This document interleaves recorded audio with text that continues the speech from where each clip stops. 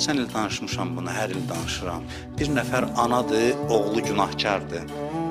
Oğul dünyadan köçüb, kəndin cəmaatı yaxın durmur deyib, bu fasıqı bizi dəfn eləməyəcək. Bir nəfər yerdən götürmür. Meyit qalıb ortada, ana ağlayır, yalvarır ona buna, deyir, yox. Oğlun çox günahkardır, özümüzü murdarlaya bilmərik biz. Bu qalsın, çürüsün. Ana tək qalıb dərdi götürüb. Peyğəmbər yatır zamanəsinin peyğəmbəri, hansıdır bilmirəm. Bunu imamlar danışır bizə. Peyğəmbər yatır, Allah ona deyir yuxuda ki, get filan bəndən var, cənazəsi qalıb ortada, dəfn eləyən yoxdur. Get özün qüsul ver, kəfən elə, namazını qıl, apar salihlərin qəbristanında torpağa dəfn elə. Apar Allahın dostlarının qəbristanına, orada dəfn elə.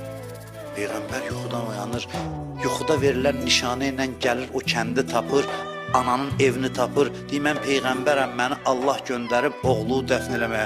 Ana təəccüb içində baxır, Peyğəmbər yuyur, özü qusl eləyir, kəfən eləyir, namazını qılır. Cəmaat görür, Peyğəmbər gəlib, hamısı gəlir təşhid cənazəsinə, əzəmətlə, hörmətlə aparırlar dəfn eləməyə. Peyğəmbər özü heyrət içində.